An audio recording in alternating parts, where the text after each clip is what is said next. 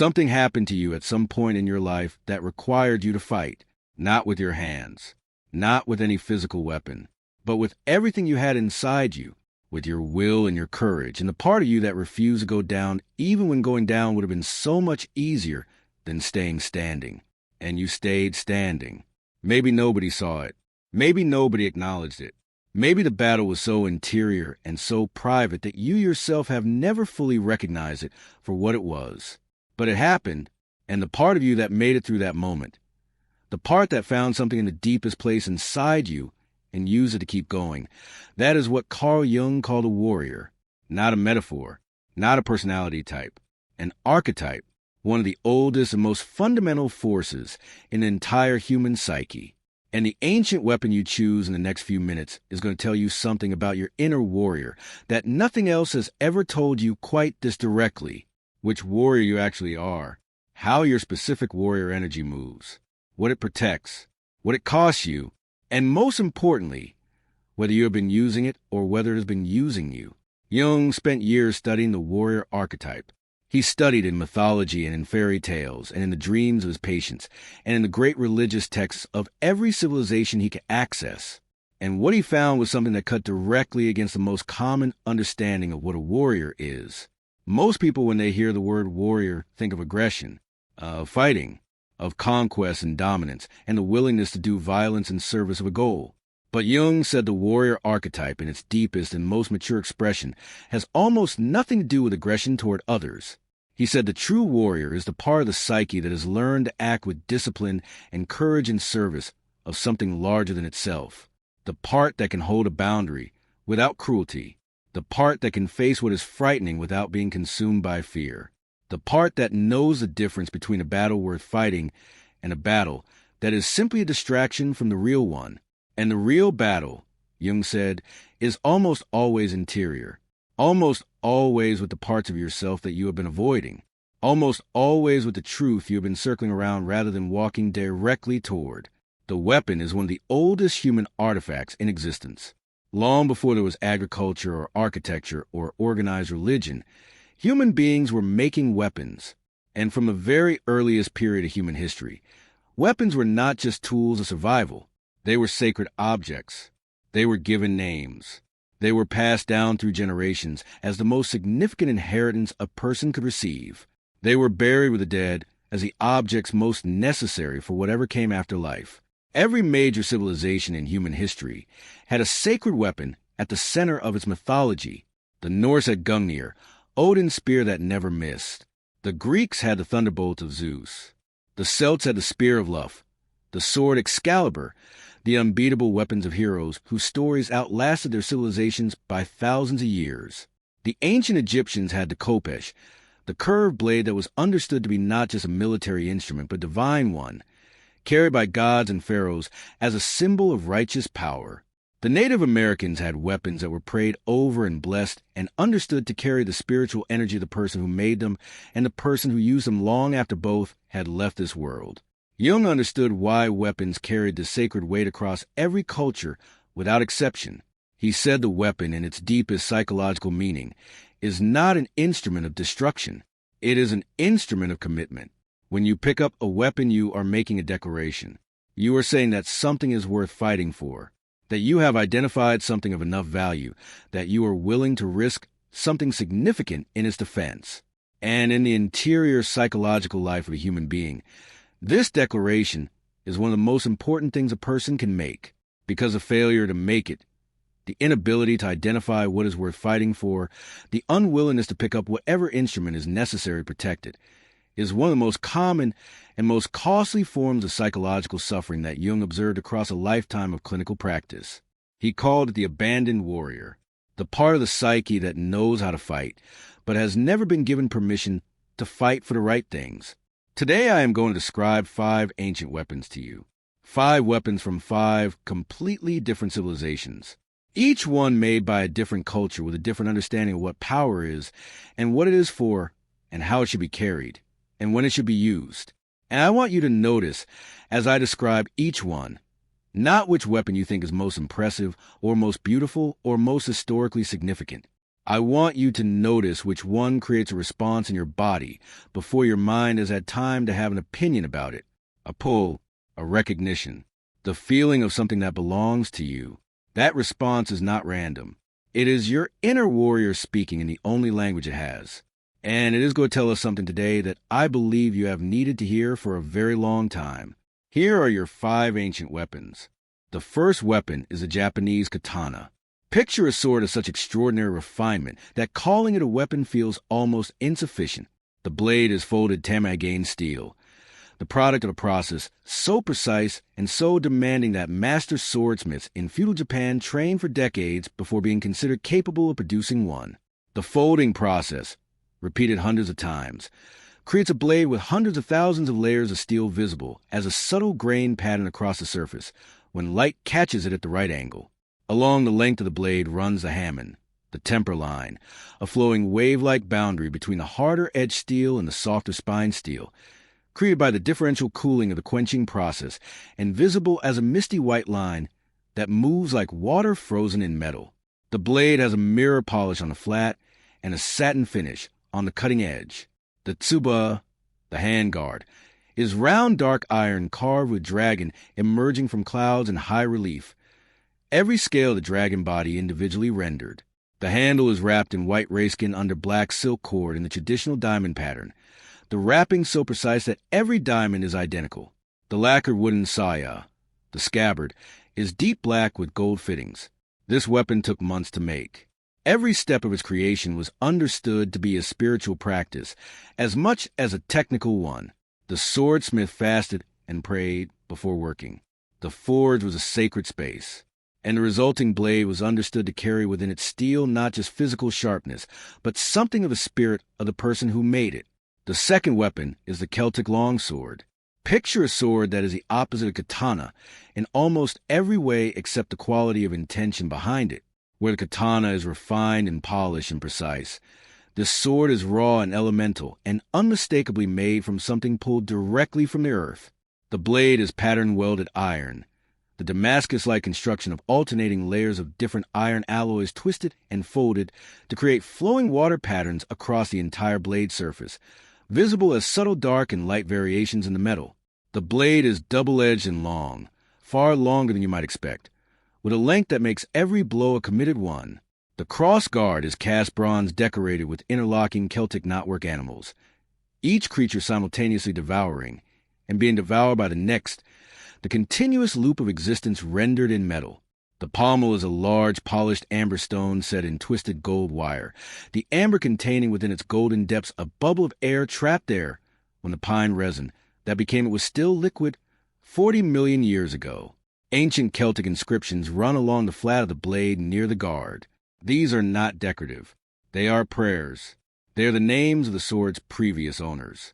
They are statements of intent so deeply felt that the person who made them understood that putting them in metal made them permanent in a way that nothing spoken aloud could ever quite be. The third weapon is the Egyptian khopesh. Picture a blade that curves, not slightly, dramatically. The khopesh is a sickle sword, and the sickle shape is not an accident or an aesthetic choice.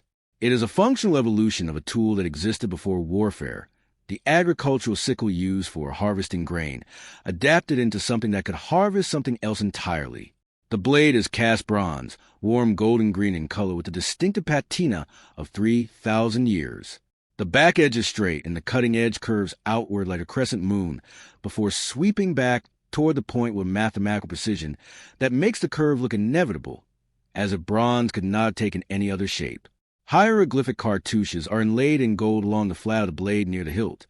The names of gods and the names of pharaohs press into the metal, as if the names themselves add power to the weapon. The handle is wrapped in linen cord dyed in royal blue with gold end caps bearing the eye of Horus. This weapon was carried by pharaohs in relief carvings across every major temple in ancient Egypt. It was carried by the gods in the same reliefs, often depicted being handed by one deity to another as a symbol of legitimate power being transferred. The khopesh in ancient Egyptian understanding was not a weapon of aggression. It was a weapon of divine order, of the righteous force that keeps chaos at bay, of the power that does not seek conflict but does not flinch from it when chaos refuses to be ordered by any gentler means. The fourth weapon is the Native American ceremonial bow.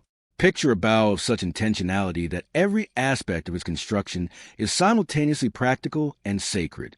The bow stave is crafted from Osage orange wood, the wood most prized by Plains tribes for its combination of flexibility and strength. The natural grain of the wood visible through a thin protective finish of rendered animal fat. The back of the bow, the side that faces a target, is reinforced with layers of sinew carefully laid in overlapping strips and glued with high glue in a process that took weeks and required dry weather throughout.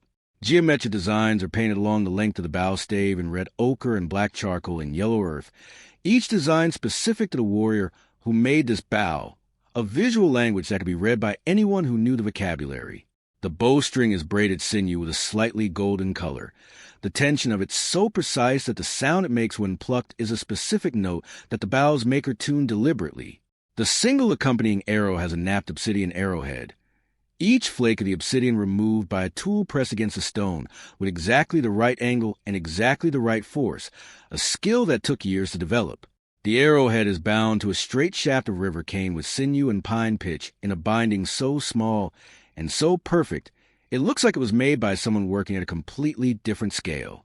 3 eagle feather fletches are attached with more sinew. The feathers chosen because their slight curve makes the arrow spin in flight, and the spin makes it fly true. This bow and arrow together represent a technology developed over thousands of years through the accumulated understanding of hundreds of generations of people who depended on it for everything, and it was prayed over before it was used. Every time. The fifth weapon is the Viking battle axe.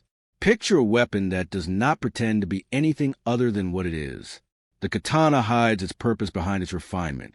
The Celtic sword carries its history in its inscriptions. The khopesh expresses its function through its elegant curve. The bow achieves its purpose through precision and patience. The Viking axe makes no such concessions. The head is hand-forged iron with a broad curved blade that sweeps outward from the eye in a long, elegant arc before dropping to a sharp cutting edge that is longer than the head is tall. The beard of the axe, the extended lower portion of the blade, drops below the haft, a design feature that makes it not just a weapon, but a tool for hooking shields and pulling opponents off balance, and 100 other tactical applications that generations of Viking warriors had discovered through the most direct possible form of experimentation. The surface of the iron shows the texture of its making, the hammer marks of the smith who formed it, the slight surface variations are the signature of hand-forged metal rather than machine-made uniformity. Norse runic inscriptions are inlaid in silver wire along the upper edge of the axe head, the runes not decorative but functional in the Viking understanding. They are spells, protections, the names of gods who are being called upon to inhabit the weapon and guide the arm that wields it. The wooden haft is carved with the Jormungand, the world serpent, coiling from the base of the head in a continuous spiral, the great snake that circles the entire world, and will only release at the end of everything. The haft is long. This is a two-handed weapon. It requires your full commitment. There is no holding back with this weapon, no half measure, no defensive crouch. You raise it with everything you have, or you do not raise it at all. Have you chosen? Hold your weapon in your mind. Feel the weight of it. And now, let us find out what your inner warrior has been trying to tell you. If you chose a Japanese katana, your inner warrior is governed by what Jung identified as the archetype of the disciplined hero. And I want to explain precisely what discipline means in this Jungian context, because it is significantly different from what most people understand that word to mean. The katana was not made quickly. It cannot be made quickly. The process of folding the steel hundreds of times, of shaping and grinding and polishing over months, of building a weapon that would not fail at the exact moment it was most needed. This process demanded from the swordsmith something that had nothing to do with talent or natural ability. It demanded the complete subordination of the self to the work. The ego, with all its impatience and its shortcuts and its desire to be finished and recognized, had to be set aside entirely. The work determined the pace. The steel determined the outcome. The swordsmith's job was to be present, completely present, to what the work required in each successive moment. The person who chooses a katana today has this capacity for the subordination of ego to work. You have a quality of sustained attention and sustained commitment that most people around you genuinely do not have. When you decide something is worth doing, you do not do it halfway. You bring to it a level of intentionality and precision that others find either inspiring or intimidating depending on where they are in their own development. You set standards for yourself that are demanding to the point of sometimes being impossible. And the wound that accompanies this archetype, as Jung documented in every person who carries it, is the wound of turning the blade inward. The katana is capable of extraordinary destruction when turned on the self, and the disciplined warrior, who holds everything to a high standard, who demands precision and intentionality in every undertaking, who cannot tolerate the feeling of work done less than fully. This person very often applies that same demanding standard to themselves in a way that has nothing to do with excellence and everything to do with self-punishment. The katana is not made to turn on its maker. Its edge is meant to face outward, toward what needs to be cut, toward what needs to be released, toward what has been holding you back, not toward yourself. If you chose the Celtic longsword, your inner warrior carries what Jung called the archetype of the loyal defender, and this is one of the most emotionally complex warrior archetypes in all of Jungian psychology, because the complexity lies not in the warrior's power, which is real and considerable, but in what that power is in service of. The Celtic sword is not a weapon of conquest.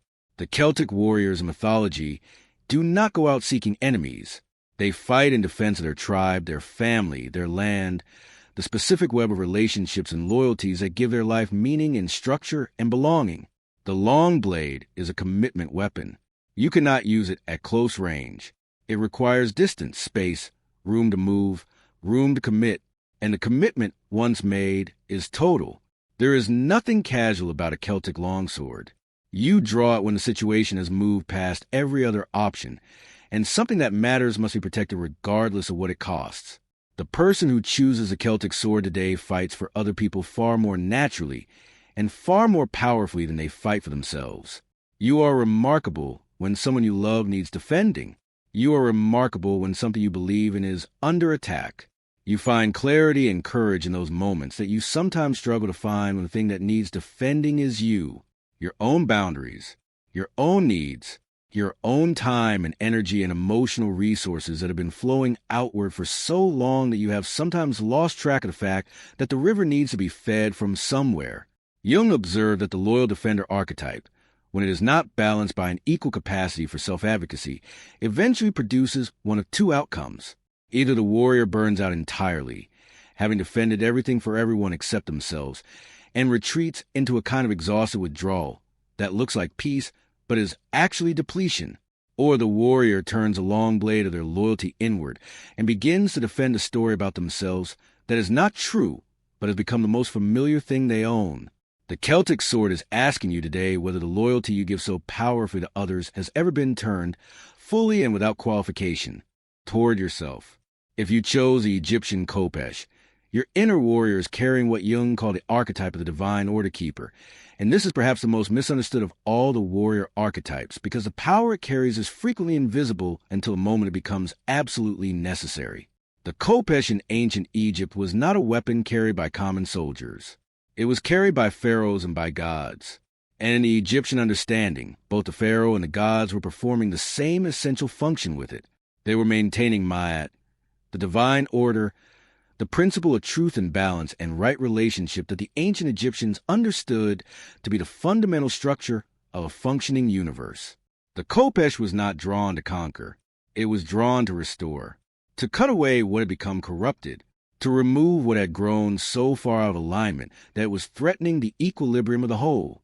The person who chooses a Khopesh today has a very specific and very acute sensitivity to when things are wrong. Not wrong in a personal preference sense, wrong in a deeper sense, out of alignment, out of integrity, violating something that matters at a level below politics and personality and the ordinary negotiations of social life. You feel this wrongness physically before you can articulate it intellectually.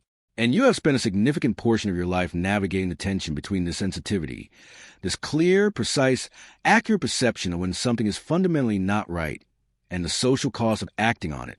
Because the Khopesh, when it is drawn, does not make things comfortable.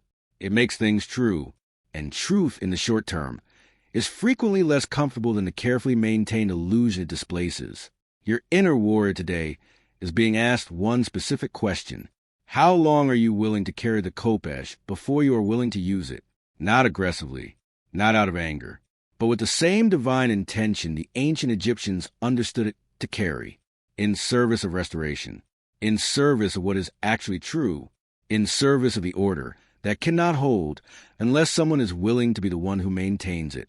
If you chose a Native American ceremonial bow, your inner warrior is carrying what Jung identified as the archetype of the visionary warrior, and the distinction between the visionary warrior and every other warrior archetype is a distinction of distance.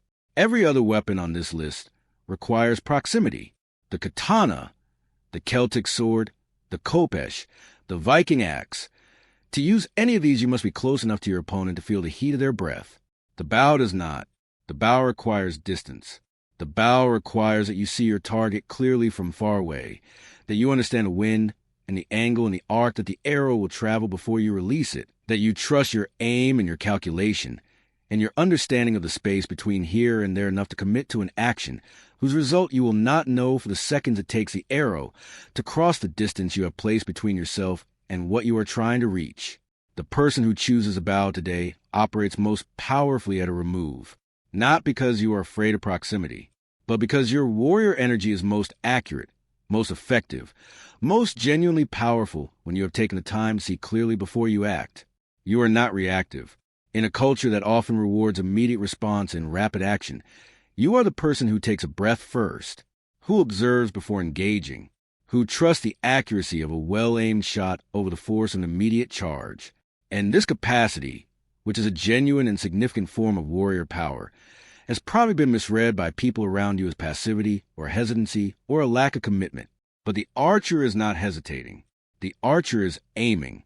And there is a significant difference between hesitation and the disciplined patience of someone who will not release the arrow until the shot is true.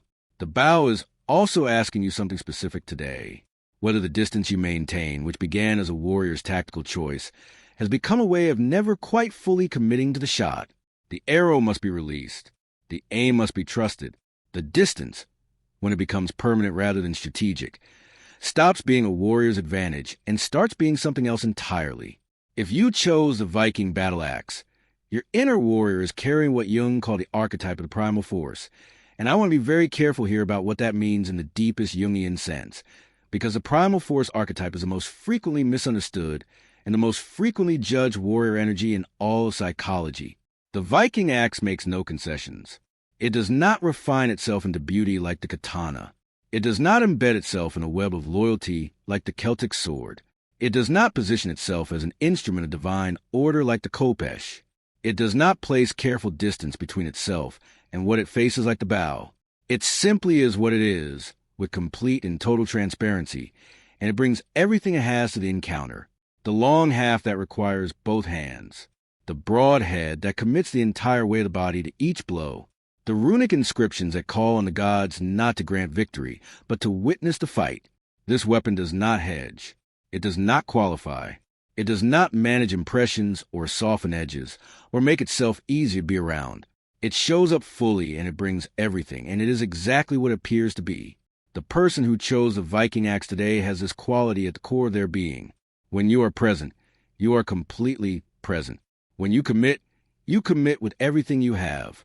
When you love something or believe something or decide that something matters, that conviction occupies you entirely. There is no half measure in you. There is no carefully managed version of yourself that you deploy for social comfort, while your real self waits somewhere quieter and safer. What you are is what you are, and you have never quite understood why other people find this exhausting or threatening or too much. And the wound of this archetype, as Jung documented in every person who carries primal force energy, is the wound of being told that too much of you is a problem, that your intensity needs to be managed, that your passion needs to be controlled, that your presence needs to be reduced to a size that makes the people around you more comfortable. And somewhere along the way, in some cases over many years of consistent messaging, the person who carries this energy begins to wonder if that is true, begins to manage themselves down, begins to show up with less, to protect the people around them from the full weight of what they are. The Viking axe is the heaviest weapon on this list. You do not pick it up with one hand. You do not swing it with half your strength. The runes call on the gods to witness the fight, because the fight is worth witnessing. Your presence is worth witnessing, not despite its full weight, because of it. Whatever weapon called to you today, I want to leave you with the thing that I believe Carl Jung understood about the warrior archetype more deeply than almost anyone before or since. He said that the warrior energy within the psyche is not primarily about fighting enemies. The enemies outside us, the conflict with other people, the battles in the external world, these are, in Jung's framework, almost always projections of the real battle. The real battle is interior. The real enemy is not a person or situation or circumstance. The real enemy is the part of yourself that has convinced you that you are not capable of more than you are currently claiming. The part that has organized an entire internal narrative around your limitations rather than your capacity. The part that would rather fight with the people around you than face the battle that is actually waiting inside you. The weapon you chose today is not a weapon for the external world. It is a map of how your inner warrior is built, how it fights, what it protects, what it costs. And the most important thing I want you to take from this video is not which archetype you carry. It is this. You already have the weapon. You have had it your entire life. You have used it before in moments when you had no choice but to reach for it, and it did not fail you. The question your inner warrior is asking today is not whether you are capable of fighting. You are.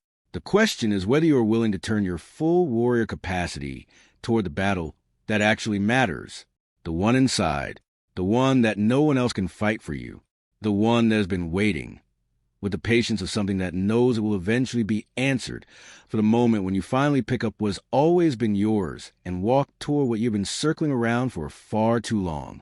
The weapon is in your hand. The battle is real, and you are more ready than you know.